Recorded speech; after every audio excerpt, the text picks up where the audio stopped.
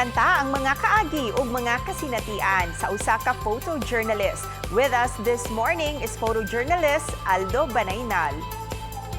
Good morning, Sir Aldo. Good morning po diya niyo Miss Cecil. Kumusta na, Sir Aldo? Okay lang. Okay lang nakaginawa na. Sugdanta ato ang interview. Pinaagi sa paghisgot sa imong career isip usa ka photojournalist. Kanusa ka nagsugod isip usa ka photojournalist? Actually dili jud ko sa Freeman una ni apply og nasa kuan photojournal. Ako ilaing publication nga gisuway ka apply pero ini wala ko padawat dito. So kuan lang pag timing ito sa Freeman dito jud ko na sud jud dito nag-start jud akong career jud. So far, unsay mga best experience nimo isip usa ka photojournalist? Makayon ko makakuan ako, nakapakuan ako sa mga experiences nga kanang wala pa gyud ako masuway. Like kanang mga sa travel, like kanang mga opportunity sa mga shoot, like kanang makaadto ka ng mga lugar nga wa pa jud ka kaadto.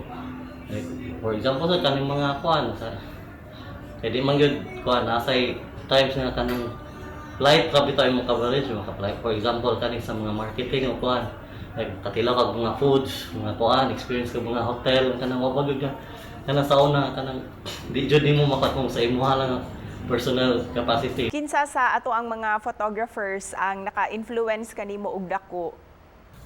No kanang nindot kay na nga siya nga kuan ang story ana nga kuan lang kay sa una gyud nag-start pagkabata na ako kanang akong mama kay mukuan sa kusog kay na siya mo encourage po na ako like sa visual arts ug mostly kuan lang niya usa sa sayang kuan sa kuan kanang sa photography like photojournalism like sa news ug kuan nya kanang kuan lang sa una pa lang bata pa ko ako ug kaning kong mama kilig may mag cutouts gyud sa kanang mga newspapers bitaw kanang mga nindot kay nga images like sa mga una niya dito ko nakaila ni kuan mo ban mga kani atong mga sikat ug mga kuan nga gitahod nato ng mga photojournalist ron so like sila ni Sir Alex Badayo, sila si Sir Tony Dispoco, sila ni Victor Quintana, ug kanang uban pa nga kanang dugay-dugay na gyud sa kuan sa pagtrabaho sa pagpamitik sa kuan.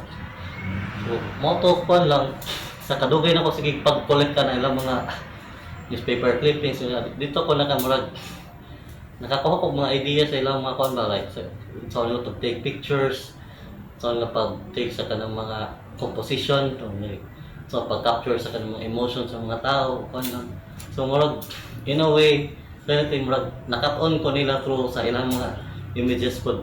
This time, storyaan ta ang imuhang skill sa drawing. Kasi you managed to draw people, like mga frontliners, mga pasyente, ubang mga activities inside sa isolation facility. Can you tell us about that experience, sir, if you don't mind? Pwede ba di mong ma-share ka na mo how you ended up inside sa isolation facility? Nagtuo siguro jud ko nga kuan ba nga kanang akong lawas mo immune na siguro dalang sa COVID or sa kaning virus nga katapron sa atong kuan lang kay or mo also kay nakaingon ko ka-survive ako 1 year jud after kuan lang pag tuta karon nga year lang to naigo gyud tuod ko sa kuan sa virus mo to kuan lang medyo lisod-lisod sa dako na kuan lang katong experience na ko nga pagka-kuan kay lahi bitaw ang feeling ang kuan lang dili lang kay sa kanang yung mga physical mo siya atake gid niya sa kuan kana sa emotional o sa psychological mo. Grabe akong kanang anxiety ato nga time. So mo tong gikuan lang is nadala jud tuod ko dito sa kuan sa quarantine center diri sa kuan may reclamation no. So dako lang jud akong challenge ko dito kay against gid sa house rules sa quarantine nga mag-take of picture sa sud sa kuan sa area o iposta kanang mga SOCMED. So, lang nangita ko idea siguro ba nga usaw lang pagpagawas ani as a journalist ni kaning mga storya diri nga nindot kay mapasok. Mo to naka-decide ko nga what if mo try ko kani sketch lang ni kuan lang. So mo to dito dito ko nag-start ni drawing ko. Sir, nakatabang ba sa imuha ang drawing makahatag og relief usab sa imuhang kaugalingong anxiety? Dako yun siyang tabang kayo kay murag kuan mo ko nga kaning more nagsilbi na nako nga self therapy na lang nako siguro dito sa sulod ba. Sir Aldo, sa imuhang mga nakatunan about life after being quarantined. Ug pila po kakaadlaw ato nga naa sa sud sa maong facility. Sa ako lang ni personal na kuan nga ako. Giisip na ako ang COVID na noon nga kuan, dili kay siya ko na kay.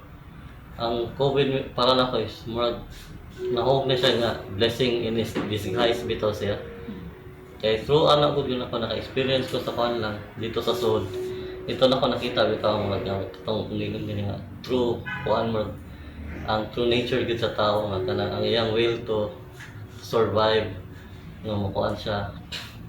Yeah, dito sa sud nakita na ko ang kanang tinulayan ang bravery sa kanang tao like kanang for yung katong mga frontliners nga kuan lang nga everyday gid sila trabaho gyapon dito maski risgo kaayo. Sir Aldo, what can you advise ilabi na kadtong mga gusto sa mahimong artist o baka photojournalist sama kanimo? I-continue lang yun lang yung i-hone o i-develop ang inyong skills. Ayaw yun, ibutang sa iyong utok na kanang maayo na kayo mo, kuhan lang kayo. Dapat siguro kang na-adyo na rin.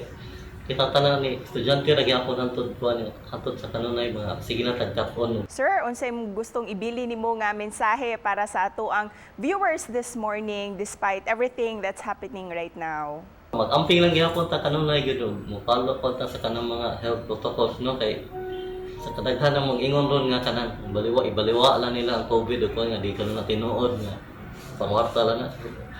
Ako mismo makaingon ko nga naagid siya tinuod kay experience yun ako ang kuhan lang ang mga symptoms o kuhan lang so naagid siya mga kulay kuhan lang pwede rin mangyapon ta makapadayon sa itong pinabuhi basta mag-amping lang gyapon ta. Daghang salamat Sir Aldo sa pagpaambit sa imuhang kasinatian.